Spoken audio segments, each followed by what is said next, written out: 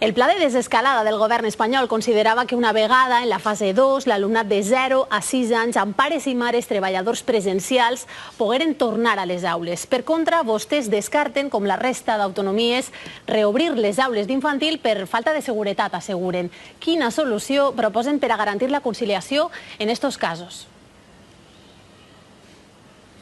Bé, el cert és que nosaltres hem proposat allò que els experts sanitaris ens han recomanat, i és que ja que hem de començar a tornar de forma progressiva a les aules, per a fer-ho amb total seguretat, tant per al conjunt de la comunitat educativa com per al conjunt de la població, que hem estat fent un grandíssim esforç confinats a casa per a que aquesta pandèmia no ens afectara tant, doncs hem de començar a retornar per dalt, per a aquells més majors, per a aquells que són capaços de mantenir la distància interpersonal i, per tant, de seguir mantenint la salut per damunt de tot. Per això comencem amb aquest retorn progressiu i puntual amb els alumnes de segon de batxillerat, de quart de l'ESO, de segon de cicles formatius i, per tant, aquells que van a titular, i de forma puntual i específica amb un criteri social per a aquells alumnes d'altres etapes que hagin pogut estar desconnectats perquè no han tingut accés a les noves tecnologies, a l'internet per a poder fer les classes telemàtiques, que puguen tindre un contacte físic en un moment puntual amb una cita prèvia amb el seu professorat per a que puguen intercanviar o fer alguna classe de resolució de dubtes. Ara avancem en cursos, però permetem que ens quedem encara en aquesta educació infantil. Poden arribar a considerar l'apertura de les classes d'infantil i d'educació especial en fase 3? Ho descarten en fase 2, però en fase 3 podria ser, o ho descarten ja fins a l'any que ve, fins al curs que ve? El curs a infantil acaba el dia 18 de juny. Si es complixen el calendari, la fase 3 entraria més endavant i el que tenim clar és que no anem a obrir-los per a aquesta situació. És una recomanació, com vostès mateixos han pogut veure, de l'Associació Espanyola de Pediatria. Per tant, és una recomanació de salut i és el que estem donant resposta per tal que totes i tots tinguem una millor situació. Pel que fa a les escoles d'estiu, és un tema del qual estan també molt pendents ara mateix els pares i mares. Es parla de l'obertura de les de 0 a 3 anys a partir del 18 de juny si complixen els requisits sanitaris. Què passarà amb la resta d'edats? Hi haurà escoles d'estiu enguany per als majors de 3 anys? Les escoles d'estiu, com sabeu, no depenen de la conselleria. Tot i això, el que nosaltres hem marcat és que si es complixen els requisits per a aquestes escoletes d'estiu que normalment organitzen els ajuntaments, nosaltres, des de la conselleria, precisament per ajudar a recuperar part del temps perdut i per a ajudar també a conciliar, hem mobilitzat un nou recurs de 9 milions d'euros per ajudar als ajuntaments per a que puguen justificar-los amb activitats de reforç, culturals i esportives des de l'inici d'aquest estiu i durant tot el curs que ve per acompanyar millor al nostre alumnat. En molts casos s'utilitzen en aquestes escoles d'estiu les instal·lacions educatives habituals la resta de l'any. Com es garantirà la seguretat? Estan preparant algun tipus de protocol amb les entitats organitzadores d'estos cursos?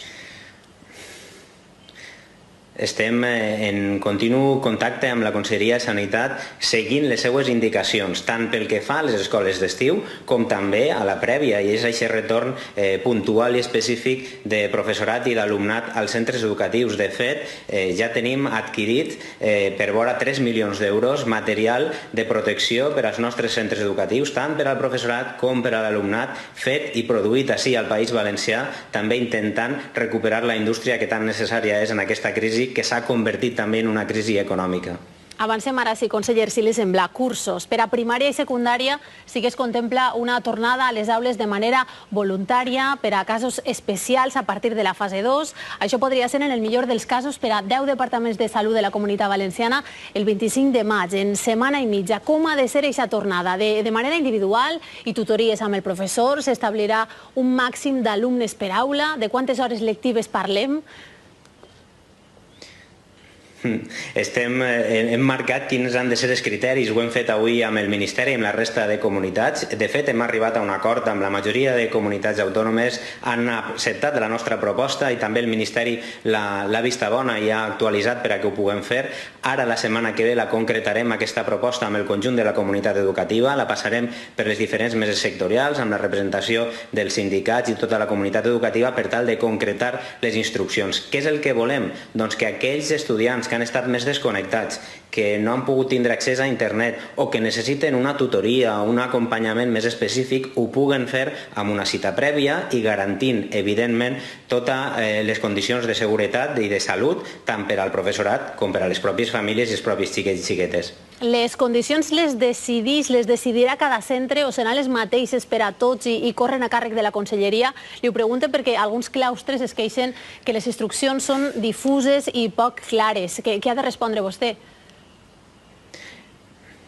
Doncs que no hi ha instruccions, perquè les instruccions seran per a la fase 2 i les anem a construir col·lectivament. Per tant, aquestes instruccions les negociarem igual que hem fet la resta d'instruccions que hem enviat als centres i evidentment estaran concretes. Cada centre té la seva realitat i ha d'acabar d'adaptar-les, però tindran un model, tindran tots els informes tant de l'INVASAT, que és l'Oficina de Seguretat Laboral, com també de la Conselleria de Sanitat, per tal d'adaptar-se a la realitat de cada centre i mantindre aquestes mesures de sanitat, com he dit abans, amb el material que ja ens han recomanat i que estem produint i enviant als centres educatius per a que pugui ser possible aquesta atenció.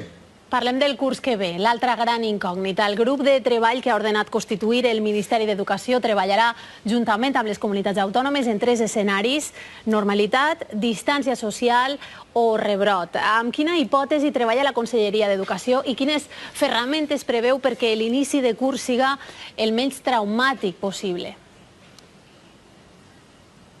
Doncs mire, li ho he de dir així, ho vaig dir també a les Corts Valencianes. La Conselleria d'Educació, el govern valencià, intenta generar certeses, no contribuir a generar soroll. Saben que d'ací a setembre queda molt de temps per arribar, per tant no volem contribuir amb les hipòtesis, el que fem és treballar els diferents escenaris. Els tenim treballats, igual que teníem treballada aquesta proposta i li l'havíem fet arribar ja al Ministeri fa ja unes quantes setmanes. Per tant, els diferents escenaris que ens podem trobar els tenim estudiats i el que farem serà executar-los i comunicar-los en el moment en què genera una certesa, per a no seguir marejant a la gent, si em permet dir-ho així de clar, i que la gent pugui estar tranquil·la, que tindrà una solució, que serà una solució que doni certesa i que s'adaptarà a l'evolució de la pandèmia en aquest moment. No per marejar a la gent, sinó per tractar d'ajudar-los a organitzar-se. Creu que hi podrà haver menjadors el curs que ve? Treballen en aquesta hipòtesi, en aquest escenari?